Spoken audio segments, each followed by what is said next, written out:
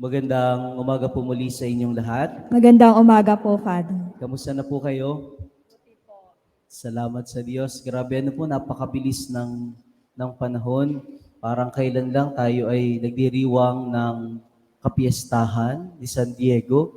Tapos ngayon naman, naghahanda na tayo para sa Kapaskuhan. Alam po ninyo, ngayong araw na ito sa kalendaryo po ng simbahan ay New Year. Opo. New Year po ngayon, di ba? May iba't iba po na mga kalendaryo. Iba ang New Year ng Chinese calendar, iba ang New Year ng lunar calendar. Sa kalendaryo po ng simbahan, ito po ang unang araw. Unang linggo ng Adviento. Ang tawag po natin ay Advent season. Kaya medyo trivia muna po tayo ng kaunti. Yung Advent po, lagi nating naririnig. Ito po'y galing sa salitang Latin na Adventus, ang ibig sabihin ay coming, pagdating. At sa salitang Griego naman po, ito po ay parousia, pagdating din po ang ibig sabihin. At kung mayroon pong paparating, siyempre, mayroong mga naghihintay sa kaniyang pagdating. Kaya mayroon po tayong tradisyon ng paghihintay. Paghihintay sa Mesiyas. Paghihintay sa ating Panginoong Hesukristo. Pero ito pong tradisyon na ito ng paghihintay sa Mesiyas, hindi po ito original sa ating mga Kristiyano. Ito po ay nasa Old Testament pa lamang, naghihintay na po sila sa pagdating ng Mesiyas. Medyo mahaba-haba po ito, kaya papaiksiin ko na lamang. Nagsimula po ito ay kay Abraham. Meron po ba ditong kasabayan pa ni Abraham? Noong pong panahon ni Abraham, ano po ang nangyari? Nagkaroon sila ng covenant ng Diyos. I'll be your God and you will be my people. Kaya nga po, yung lineage ni Abraham, ang naging Diyos po nila ay si Yahweh. Hanggang sila po ay napapunta sa Ehipto at naging alipin po sila doon ng mahabang panahon. Sila ay pinalaya sa pamamagitan po ni Moises, sinala sila sa Promised Land sa pamamagitan ni Aaron. Nagkaroon po sila ng mga hari, si Saul, si David, si Solomon. At sa kabila po ng lahat ng ito, mayroon na silang sariling bansa, tamang-tama pala ngayon, naggegerahan. Pagkatapos po ni Solomon, nahati po ang bayan ng Israel. Yung pong Northern Kingdom, naging Israel, at ito po'y bumagsak sa kamay ng Assyrian Empire noong year 772 BC. At yung pong Southern Kingdom, yung sa baba, ito naman po ay naging Judah na bumagsak naman sa Babylon noon pong 586 BC. Ano po ang nais kong sabihin? Itong mga Israelita, mayroon silang tradisyon ng paghihintay sa Mesiyas na magpapalaya sa kanila sa pagkaalipin. Kaya nga po nagpatuloy ito hanggang sa panahon ng ating Panginoong Hesukristo. Sapagkat nung panahon ni Jesus, ang nakakasakop naman sa kanila ay, sino po? Ang Roman Empire. Roman Empire. Kaya po dumating itong si Jesus. Ipinakilala niya ang kaniyang sarili bilang Mesiyas. Ang tanong, tinanggap po ba ng mga tao noong panahon ni Jesus na si Jesus ang Mesiyas? Tinanggap po ba nila si Jesus bilang Mesiyas na kanilang hinihintay? Ang sagot po'y oo at hindi. Hindi sapagkat marami po ang hindi tumanggap, pero oo sapagkat marami rin ang naniwala kay Jesus ng mga Israelita, ng mga Hudiyo. Kaya nga po, sumulpot po ang Kristyanismo mula sa panahon ng ating Panginoong Hesukristo. Ano po ang nais kong sabihin sa inyo? Paghihintay. Paghihintay sa pagdating ng ating Panginoong Jesus. At pag sinabi po nating pagdating ni Jesus, dalawang pagdating po ito. Ang una niyang pagdating ay nangyari na. Nang ang anak ng Diyos ay naging tao, si Jesus sa Belen. Ang pangalawang pagdating po, ito yung second coming of our Lord, the parousia. He will come to judge the living and the dead. Ano po yung mga pagninilay natin ngayong linggong ito? Unang bagay, sino po sa inyo ang ready na humarap kay Jesus? Meron po ba sa inyong ready na humarap kay Jesus? May mga nataas din naman po. Salamat po sa Diyos. Kung babalikan po natin yung gospel, ano po ang sabi doon? Maghanda daw tayo kasi pwedeng bumalik ang Panginoon sa pagdilim, sa hating gabi, sa madaling araw, sa umaga. At sabi po ng mga church fathers, ito daw po'y tumutukoy sa buhay ng tao. Pwedeng bumalik si Jesus na bata ka pa. Pwedeng bumalik si Jesus na ikaw ay young adult. Pwedeng bumalik si Jesus na ikaw ay adult. Pwedeng bumalik si Jesus na ikaw ay senior citizen na. Ibig sabihin, ano pa mang katatayuan mo sa buhay ngayon, dapat maghanda ka sa pagdating ni Jesus. Kasi hindi mo alam, baka iniisip ng iba, ay, ako naman ay bata pa, siguro hindi pa naman si Jesus darating. Ay, ako naman ay bata pa, hindi naman siguro si Jesus karakarakay dadating. O kaya kahit po kamatayan, doon napapansin ko po ito sa mga maraming kabataan, kaya hindi nila masyadong pinapahalagahan ang kanilang relasyon sa Diyos kasi feeling nila, ang relasyon sa Diyos ay para lamang sa matatanda. Common po ito sa kanila na, hindi pa naman siguro ako kunin ni Lord, saka na ako lalapit sa Kanya, saka na ako magbabait.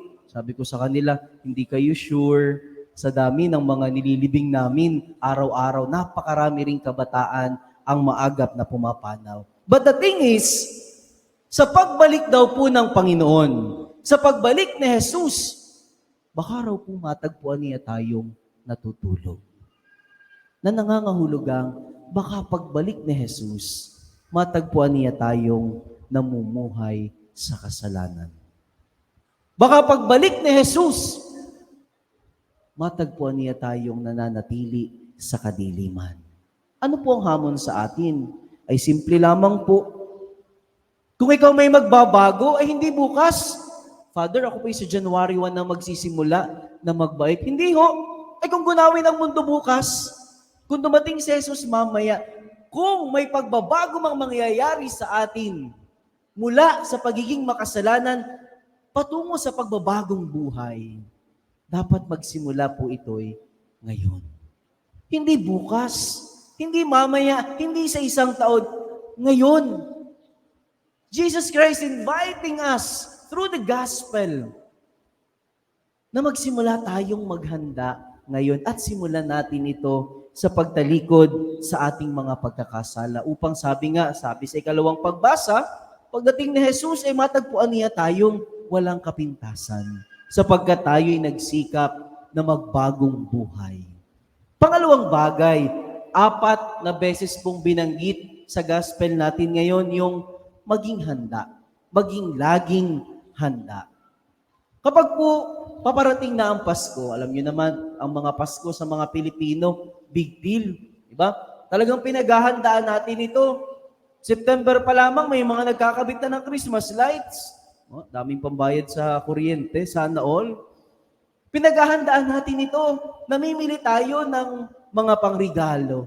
Namimili tayo ng mga kakainin natin. Pinagaganda natin ang ating mga tahanan para sa Kapaskuhan. Okay po ito. Maganda po ito.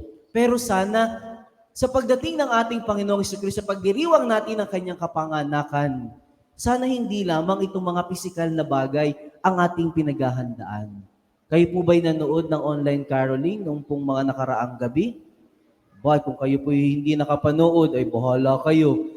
May kinanta po doon si Father Victor. Natuwang-tuwa po ako, alam po ninyo, yung kantang iyon, ang title ay Nasaan si Jesus? At sinasabi po doon na naghahanda tayo ng pagkain, ng mga regalo, ng mga Christmas lights, and all. Pero baka nakakalimutan nating ihanda ang ating mga puso. May puwang kaya si Jesus sa ating mga puso? Kasi kung yung puso mo hanggang ngayon, punong-puno pa rin ng galit. Kung yung puso mo hanggang ngayon, punong-puno pa rin ng inggit. Kung yung puso mo hanggang ngayon, punong-puno pa rin ng sama ng loob. Baka walang puwang si Jesus sa iyong puso. At sabi doon sa kanta, sa tuwing hindi natin tinatanggap si Jesus sa ating mga puso, siya'y pinagtatabuyan natin sa Belen. Sa tuwing hindi natin inihahanda ang ating mga puso, Aba, hindi natin pinapatuloy si Jesus sa ating buhay at sinasabi natin, diyan ka na lamang sa kadiliman ng gabi. Diyan ka na lamang sa Belen. At sabi po doon, sana ngayong Kapaskuhan, pagsikapan po natin na maihanda, na tanggapin din si Jesus sa ating buhay. Pasko naman na po, magpatawad na. Pasko naman na po, matutong magbahagi ng mga biyaya sa ating kapwa. Sabi po doon sa isang nabasa ko, kapag daw yung isang gamit, isang taon mo nang hindi nagagamit, baka hindi na ito talaga para sa iyo. Baka hino-hoard mo na ito. Baka ito'y para na talaga sa ibang tao. Pasko naman na po, sana matuto tayong magmahal sa ating kapwa at pagsikapan na hindi sila magawan ng masama. Kung meron po tayong ihahanda ngayong Kapaskuhan, sana kasama po nating ihanda ang ating mga puso upang tanggapin ang ating Panginoong Hesukristo. Pangatlong bagay, paghahanda po sa ikalawang pagdating ng ating Panginoong Hesus. Meron pong binabanggit dito po sa mabuting balita na ating binasa na pag-alis daw ng Panginoon, ang kanyang mga alipin ay binigyan ng kanya-kanyang gawain. Na para bang sinasabi sa atin na pag-alis ni Jesus, binigyan tayo ng iba't ibang trabaho natin sa mundong ito at dito tayo huhusgahan. Lahat tayo ay mayroong kapangyarihan. Lahat tayo ay mayroong katanyagan. Lahat tayo ay mayroong mga material na bagay. Kaya nga kung ano man ang katatayuan mo sa iyong buhay, kung ikaw man ay magulang, maging mabuti kang magulang. Kung ikaw ay anak, maging mabuti kang anak. Kung ikaw ay pari, madre, doktor, teacher, engineer, maging mabuti tayo sa kung ano man ang ibinigay sa atin ng Diyos. And make sure na itong mga pagpapalang ito, ang lahat ng ipinagkatiwala sa atin ng Diyos, ay magamit natin upang siya'y ating lalong papurihan, upang siya'y lalong maparangalan. Sapagkat kung ito ang gagawin natin, ay tayo'y mabubuting mga katiwala. At pagbalik ng ating Panginoong Hesukristo, matatagpuan niya tayong karapat-dapat sa kanyang kaluwalhatian sa langit. Mga kapatid, nagpapasimula po tayo ng ating mga pagninilay para sa Advent season. Sana habang papalapit ang Kapaskuhan, sana habang papalapit ang pagdating, ang ikalawang pagdating ng ating Panginoong Hesukristo, nagsisimula na rin tayong maghanda. Ihanda natin ang ating mga puso, ihanda natin ang ating mga sarili. Kung hindi pa tayo ready ngayon na humarap kay Jesus, binibigyan pa niya tayo ng pagkakataon. Sana pagdating ni Jesus, matagpuan niya tayong ready na humarap sa Kanya at matuwa siya dahil tayo'y naging mga mabubuting alipin. Amen.